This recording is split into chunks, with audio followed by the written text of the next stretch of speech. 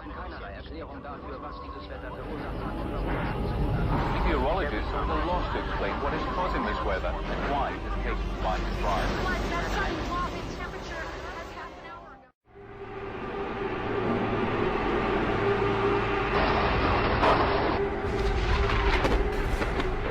It is the agenda for the 21st century you're living in today. For a brave new world where everything that you cherished and held true will no longer exist.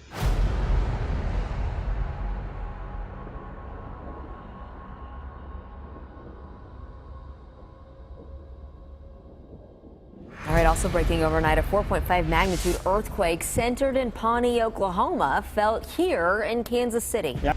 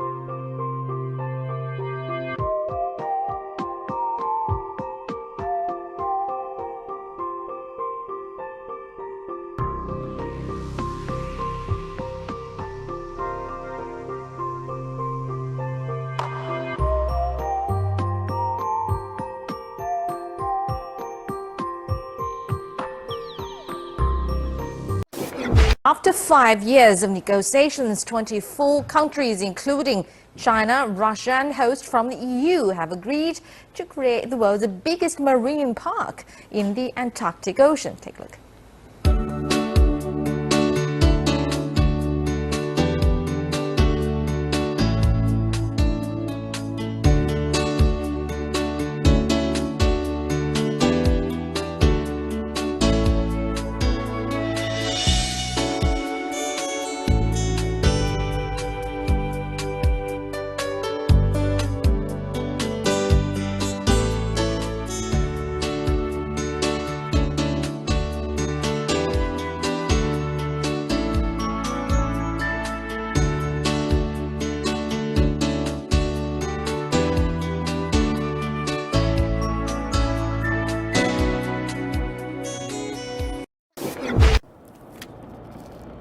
At the U.S.-Mexican border, a fence separates two worlds: poverty to the south, wealth to the north. We begin on the wealthy American side. These Central American families have just crossed into the U.S. No le pide a Dios que los cuide. I ask God to protect our journey, traveling with my children. They give me strength. Recently, as many as 300 migrants a day have passed through this shelter run by Catholic Charities in McAllen, Texas. It has been a couple of weeks already that has started to increase. Stuck in a sandstorm with no obvious solution of where to go. Syrian refugees are reportedly crossing the border into Iraq with the help of smugglers, attempting to join Iraqi refugees fleeing fighting in Mosul. The goal is to get from Dashashar in Syria to a sprawling refugee camp known as Al Hol. But the route is not easy. Hundreds are currently stranded. Well, more evidence of the dangers that our police face every single day. Disturbing new video shows a suspect violently attacking a police officer, punching him, and throwing him on the ground before taking off in his patrol car. Police in Ohio say it started when the suspect stole an SUV, taking it on a joyride as he crashed into other cars along the way. That officer is okay. The suspect still on the run. There is a massive manhunt that is now intensifying for a cop killer in that state. Police in Iowa say a gunman targeted two officers in what they describe as violent ambush-style attacks. One officer had been responding to a call about shots fired near a high school just outside Des Moines. The other officer then responding, he was ambushed in his patrol car near the scene. So far, no one is in custody. We are expecting to learn more from police in just a few minutes, and we will bring you those breaking details as soon as we have them.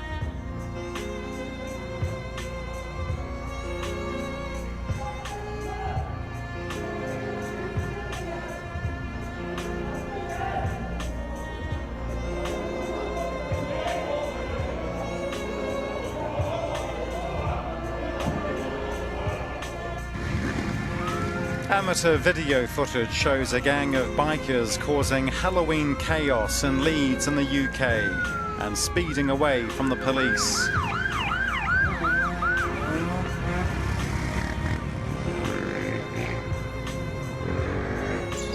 At least 10 people died and 4 others were injured after a grotto partially collapsed during a religious ceremony in Brazil. It happened in the central city of Santa Maria, where around 50 people had gathered to celebrate All Saints' Day. The grotto is a pilgrimage site for worshippers. The area was cleared and sectioned off pending an investigation.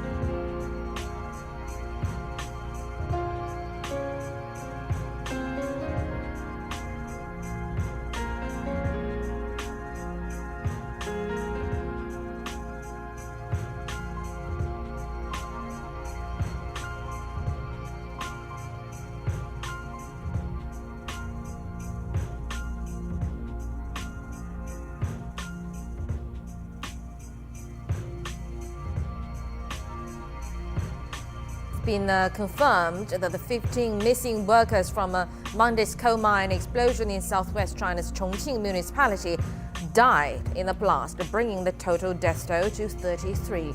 All the rescue work was wrapped up at 4 a.m. Wednesday morning, and all the bodies of the workers have now been taken from the coal mine. Meanwhile, police are questioning the mine's management team. Preliminary investigations have shown how the coal mine trespassed over its boundaries, had insufficient and malfunctioning equipment and poor ventilation. Zuma must go. That's the message on the streets of the capital Pretoria, where thousands marched to demand that President Jacob Zuma step down after a string of corruption scandals and near-record unemployment. The protests came as the country's top anti-graft official prepares to release a report alleging influence peddling in the government. Opposition parties, civic groups, unions, joined by some 40 top company executives, all looking for new leadership. Among the allegations in the report, that Zuma allowed 3 close friends, all brothers, to influence the appointment of ministers. Zuma denies the allegation. The 74-year-old has survived several corruption scandals almost unscathed with the backing of the ruling ANC party leadership.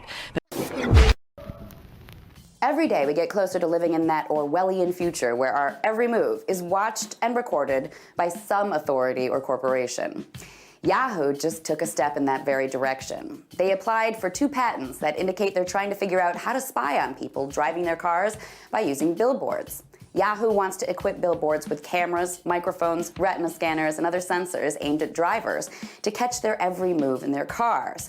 That way, Yahoo and anyone who buys their spying billboards can see whether or not drivers are reading the ads. There is, at one level, state-based interference, cyber interference, and that is definitely the case. I think you'll find that the USA and the UK do it in a more defensive manner, which is to say, checking and watching to see what areas have been stolen or retrieved from. There's been a protest in Moscow following a Russian opposition activist's claims he's being beaten, repeatedly tortured and threatened with rape and murder in Karelia prison. In a letter to his wife, which was published on the online news portal Medusa after he dictated it to his lawyer, Ildar Dadin claims there's an entire mafia operating at Penal Colony 7. Last December, he was sentenced to 3 years for violating a law forbidding multiple protests within 6 months. The term was reduced to 2.5 years on appeal. This activist said 2.5 years of prison just for going to the street with a banner. And now this person's not only in jail, he's being tortured. How can we tolerate this? Russia has again turned on the West in the war of words over Syria. The defense minister told a meeting of military officials in Moscow that Western-backed rebels had been attacking civilians in Aleppo, even though Russian and Syrian air attacks had paused. He said peace talks had been delayed indefinitely as a result. Sergei Shoigu said this is how our partners understand their contribution to the fight against international terrorism in Syria. It's time for our Western partners to determine whom they are fighting, terrorists or Russia. Maybe they forgot who killed innocent people in terrorist attacks in Belgium, France, Egypt, Iraq and other countries. The minister also said Moscow had been surprised that Russian warships on their way to Syria had been denied access to Western ports, blaming pressure from the US and NATO. But he said the refusal had not interrupted their journey. Russia's been voted off the UN Human Rights Council after mounting allegations that its actions in Syria amount to war crimes.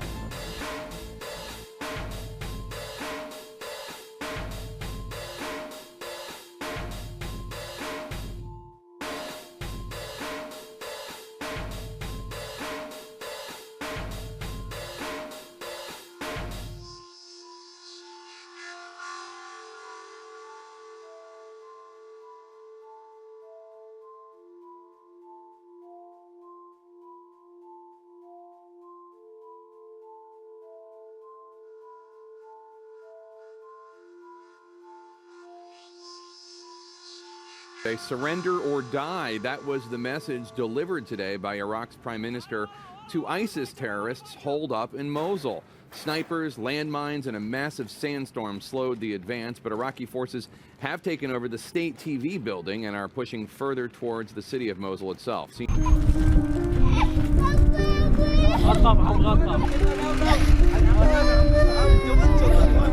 What we have observed is a pattern that ISIL is taking people closer and closer to Mosul city. Initially, they had moved a lot of people into Hamam al-Alil, and then they started moving people from Hamam al-Alil closer to Mosul city.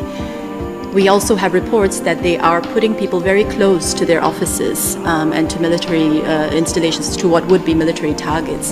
Now that seems to support the assertion that they are planning to use these people as human shields, as well as to make sure that the area is heavily populated with civilians to frustrate a military operation against them.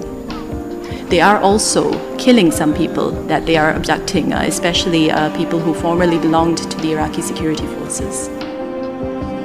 In the early hours of yesterday morning at around 1 a.m., ISIL brought dozens of long trucks and minibuses to Hamam al-Alil city, south of Mosul, in an attempt to forcibly transfer some 25,000 civilians towards locations in and around Mosul.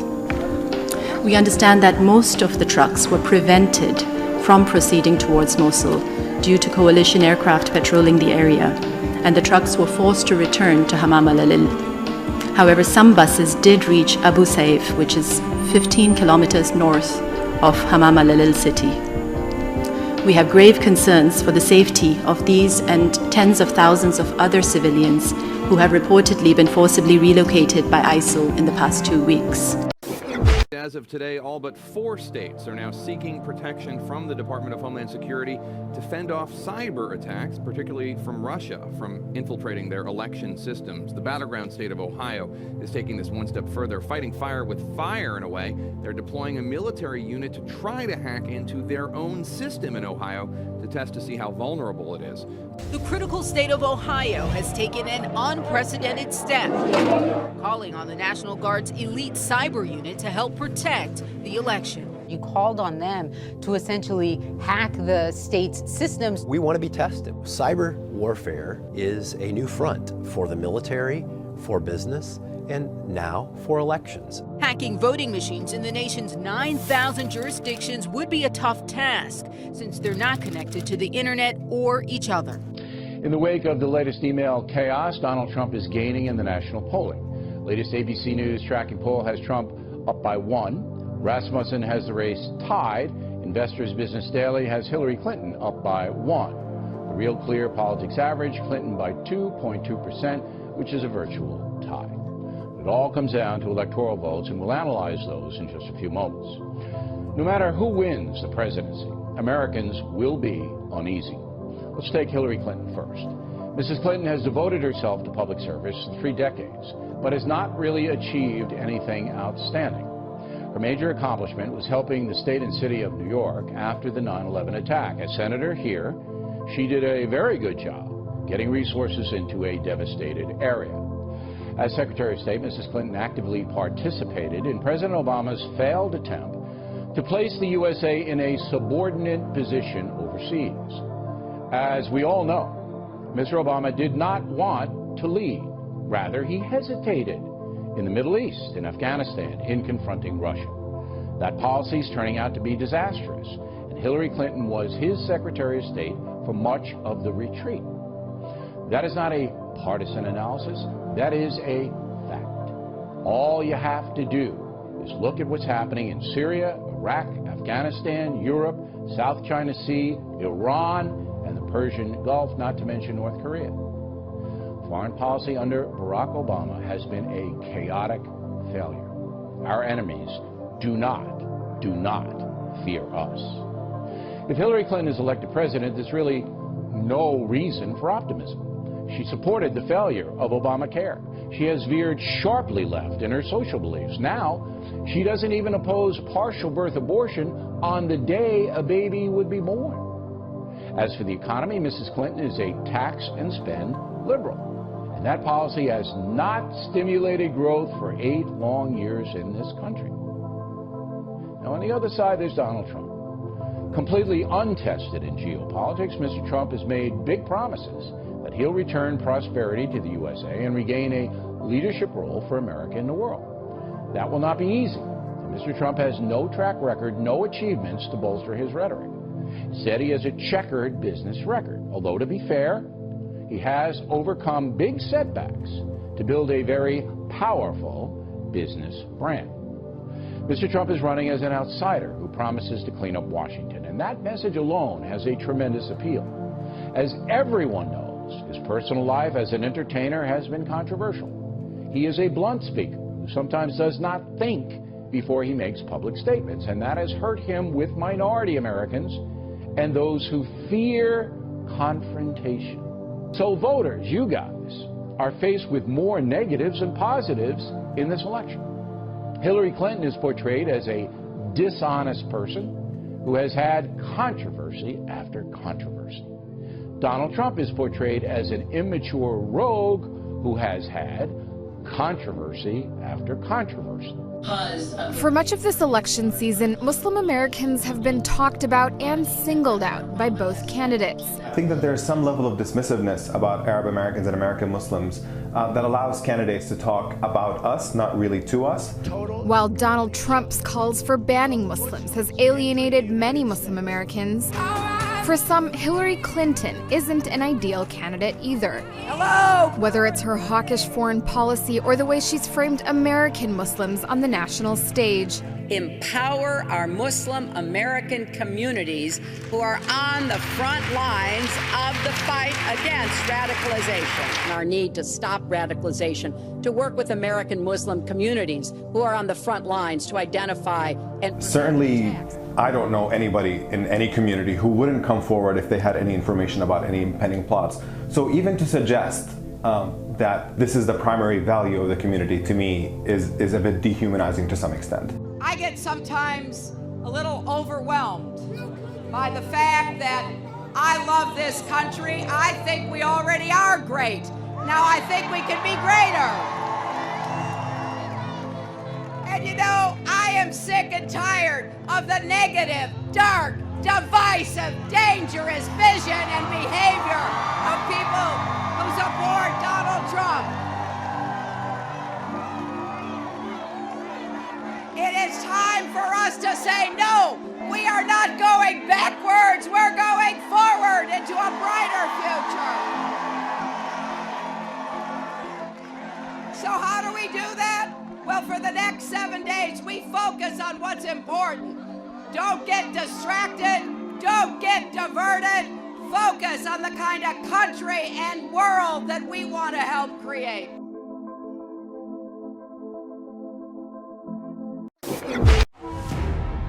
We do stand on the edge of a great new era. We built this great industrial powerhouse. The whole idea of industrial capitalism in the West, government that was going to invest in infrastructure. It is a time for pathfinders and pioneers. What happened to the American century? The share of income that we put into infrastructure has gone down starkly. If you travel around the country, there's just not that much that's new. What happened to America's ideal of progress? All these things that had been established after the Great Depression fell apart. You'll see that whole streets are just closing down. A community that's undereducated, underemployed. Baltimore was a blue-collar town. Now the air quality is wonderful because there's no industry here anymore. It's beyond life. Detroit had a population of about 2 million people in 1950. It's now a little over 600,000. A huge percentage of the budget goes to the military. This is an economy that's based to a large degree on killing people. If you were to cut the military budget in half, we'd have a depression in the United States.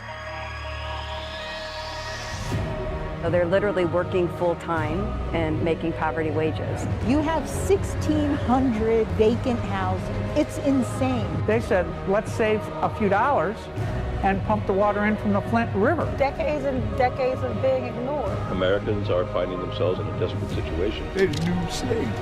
A lot of talented people here, but you will never know because of the reputation we got. If you're an entrepreneur right now in America, the last thing you want to do is take risk. This is not a world I want to take risk in. America is not the pillar of democracy and freedom that it was once seen to be. Here we are, naked in front of the world. It's a real tragedy.